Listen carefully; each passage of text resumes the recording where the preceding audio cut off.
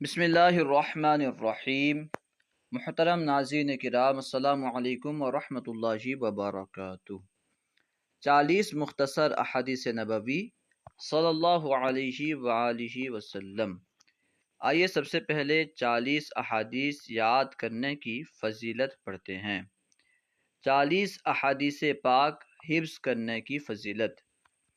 حضرت سیدنا ابو درداء رضی اللہ تعالی عنہ فرماتے ہیں کہ رحمت عالم نور مجسم رسول مکرم سراپا جود و کرم صلی اللہ تعالی علیہ وآلہ وسلم سے عرض کی گئی کہ اس علم کی حد کیا ہے جہاں انسان پہنچے تو عالم ہو۔ آپ صلی اللہ تعالی علیہ وآلہ وسلم نے ارشاد فرمایا، من حفظ علی امتی 40 حدیثا فی امری دینہا بعثہ اللہ فقیہا وکنت لہ یوم القیامت شافعا و شہیدا۔ یعنی جو شخص میری امت پر 40 احکام دین کی حدیثیں حفظ کرے، اسے اللہ عز و جل فقیہ اٹھائے گا اور قیامت کے دن میں اس کا شفیع اور گواہ ہوں گا۔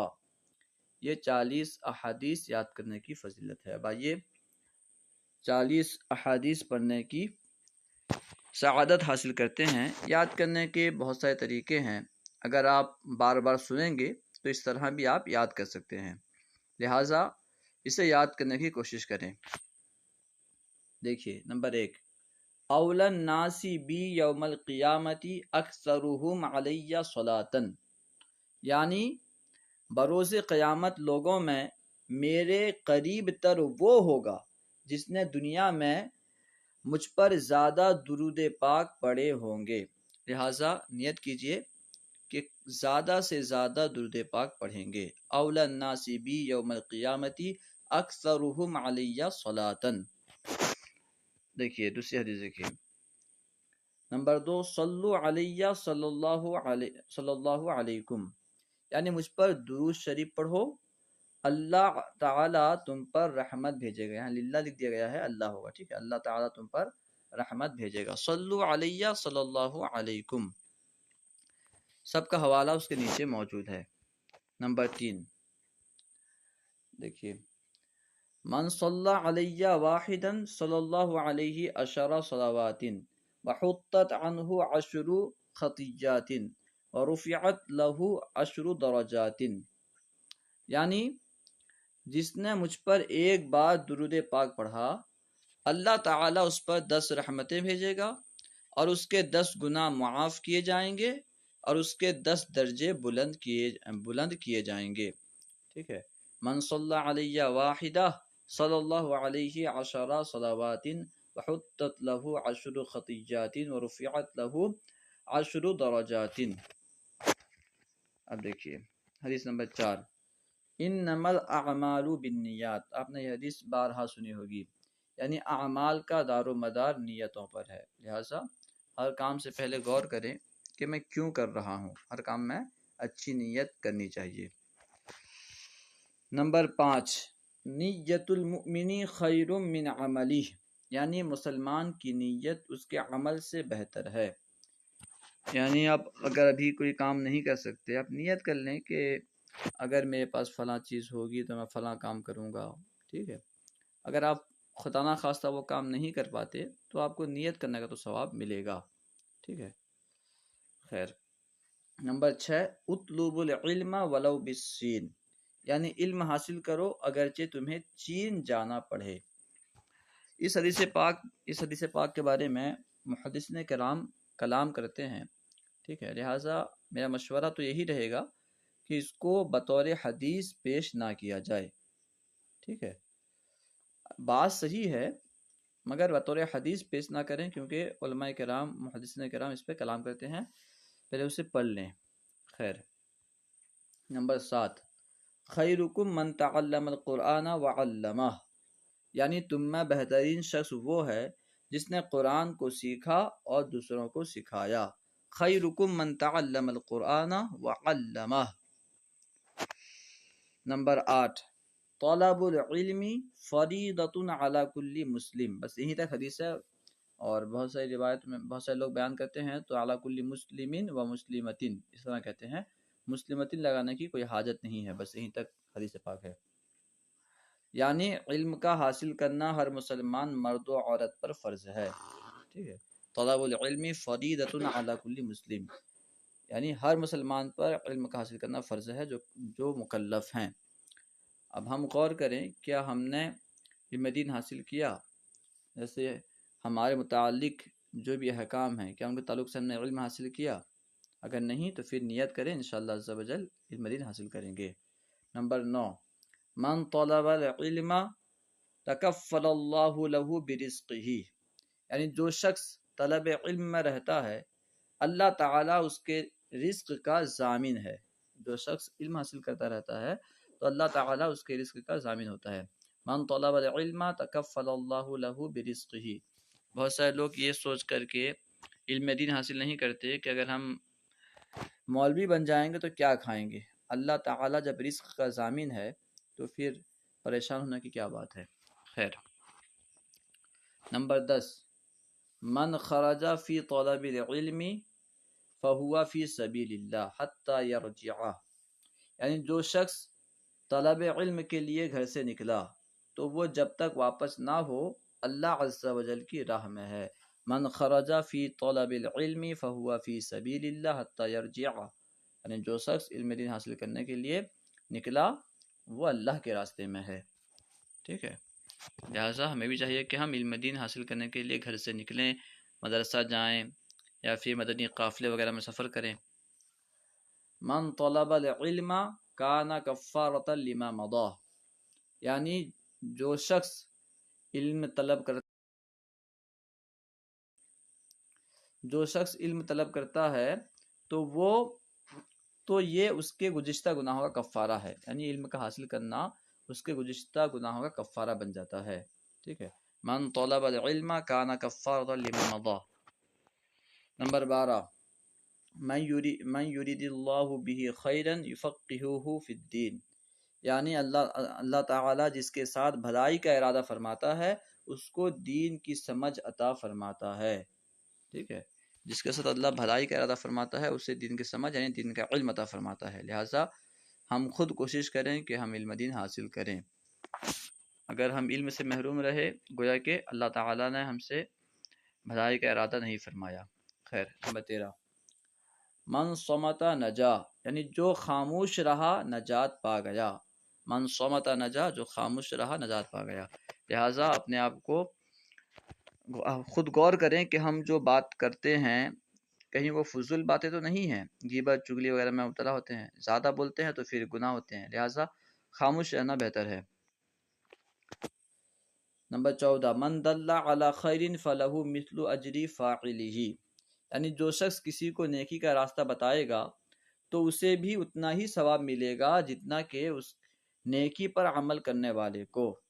من دل علی خیر فلہ مثل اجر فاعلہ، یعنی جس نے کسی نیکی پر کسی بھلائی پر رہنمائی کی تو اس بھلائی کو کرنے والے کی طرح اس کے لیے ثواب ہے۔ نمبر 15، بلغوا عنی ولو آیہ، یعنی میری طرف سے پہنچا دو اگرچہ ایک ہی آیت ہو، اگرچہ ایک ہی بات ہو، ایک ہی آیت ہو۔ نبی پاک کا فرمان ہے کہ میری طرف سے پہنچا دو، لہٰذا جو علم آپ کو حاصل ہو، جو آپ جانتے ہوں، اسے دوسروں تک پہنچائیں تاکہ اس حدیث پاک پر عمل ہو سکے۔ نمبر 16، الدعاء مخ العبادہ، یعنی دعا عبادت کا مغز ہے۔ الدعاء مخ العبادہ، دعا عبادت کا مغز ہے۔ یوں تو ہم عبادت صحیح سے کرتے نہیں ہیں، اگر عبادت کر بھی لیتے ہیں تو پھر جو عبادت کا مغز ہے دعا تو صحیح سے مانگتے نہیں ہیں۔ دعا مانگتے وقت ہمارا ذہن کہیں اور ہے، ہاتھ کہیں اور ہے۔ توجہ کے ساتھ جس طرح جب انسان کو کسی چیز کی حاجت ہوتی ہے تو وہ جس طرح دنیا والوں سے مانگتا ہے، ٹھیک اسی طرح ہمیں اللہ سے مانگنا چاہیے۔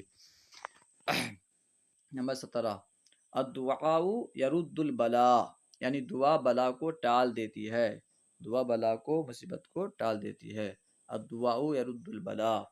نمبر 18، من غش فلیس منا، من غش فلیس منا یعنی جو دھوکہ دہی کرے وہ ہم میں سے نہیں، جو دھوکہ دے، جو دھوکہ دہی کرے وہ ہم میں سے نہیں، من غش فلیس منا۔ نمبر 19، الندم توبۃ یعنی شرمندگی توبہ ہے، الندم توبۃ شرمندگی توبہ ہے۔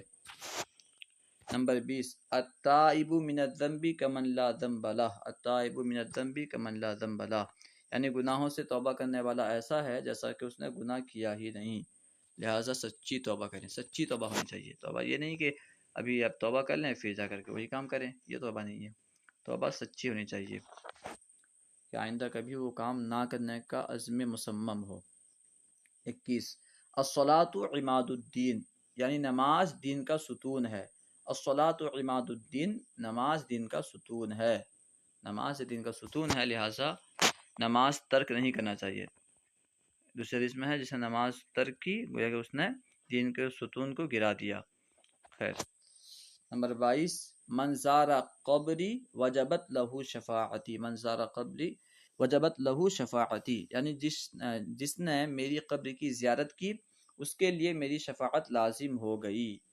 من زار قبری وجبت لہو شفاعتی، اگر ممکن ہو سکے، اگر استطاعت ہے تو ضرور بھی ضرور نبی پاک کی بارگاہ میں حاضر ہونا چاہیے۔ نمبر 23، عذاب القبر حق یعنی قبر کا عذاب حق ہے، قبر کے عذاب کو ماننا ہے، حق ہے، حدیث پاک سے ثابت ہے، عذاب القبر حق یعنی قبر کا عذاب حق ہے۔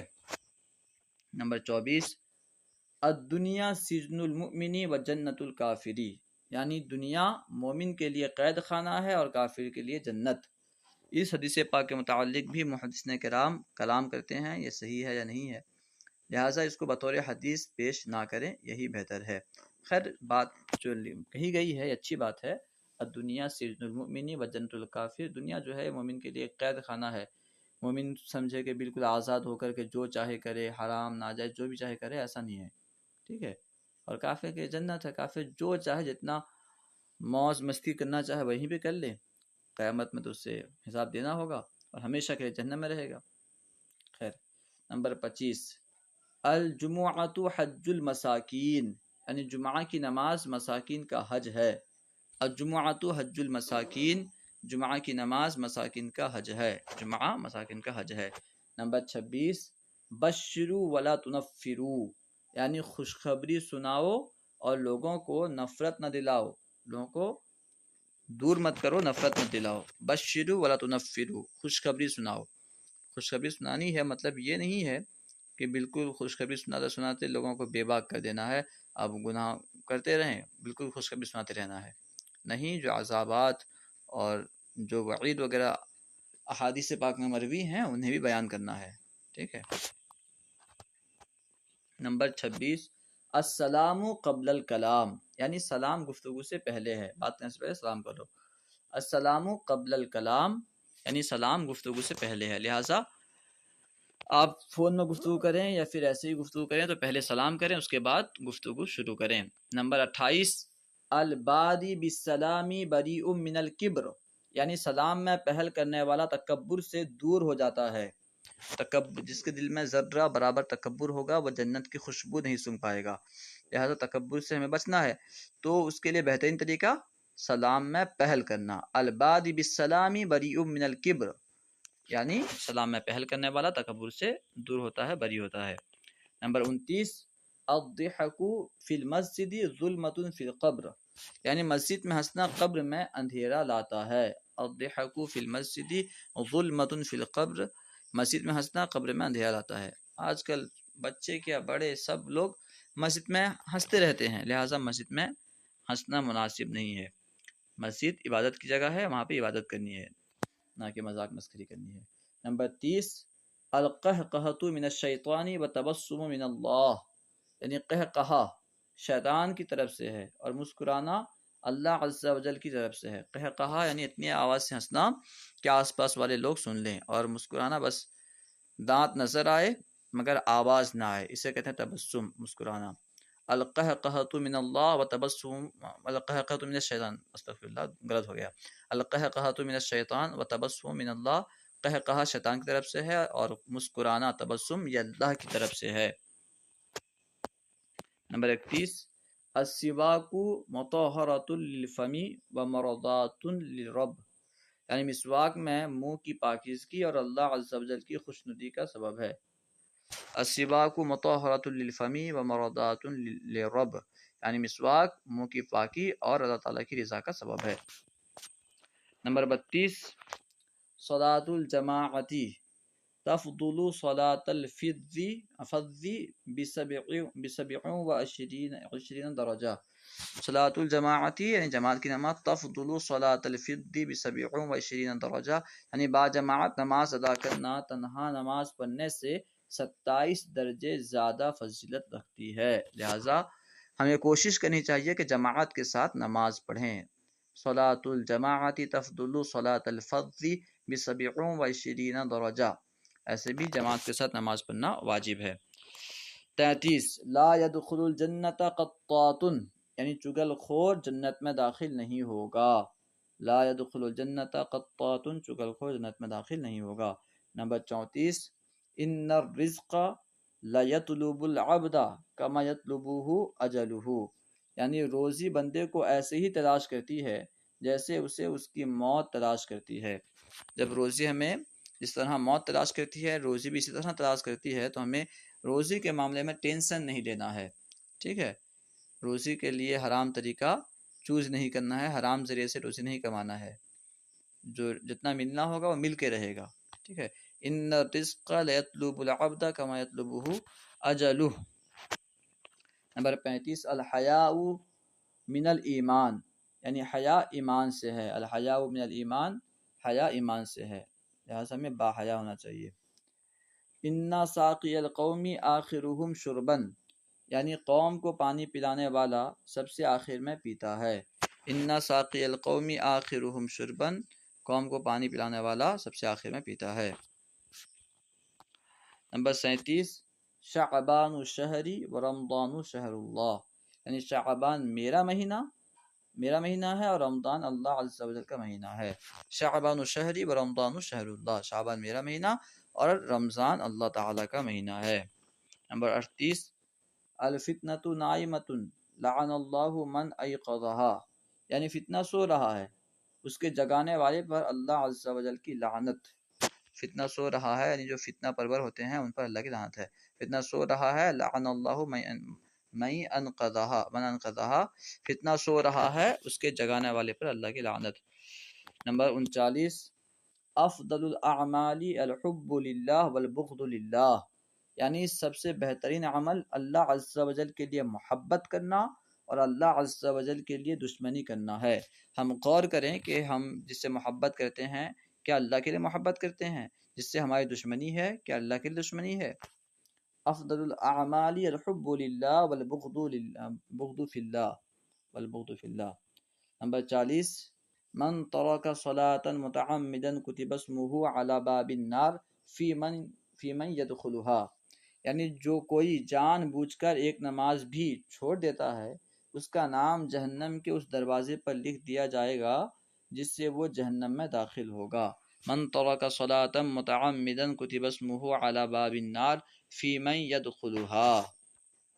الحمدللہ یہ 40 احادیث ہیں، انہیں یاد کرنے کی کوشش کریں، جیسا کہ ابھی آپ نے اوپر پڑھا من دل علی خیر فلہ مثل اجر فاعلہ، جس نے بھلائی پر، جس نے نیکی پر رہنمائی کی تو اسے اس کے نیکی کرنے والے کی طرح جو ہے اسے ثواب ملے گا۔ لہٰذا آپ اس ویڈیو کو آگے پہنچائیں تاکہ آپ کے ذریعے سے جو لوگ احادیث یاد کریں گے آپ کو بھی ان کا ثواب ملے گا۔ السلام علیکم ورحمۃ اللہ وبرکاتہ۔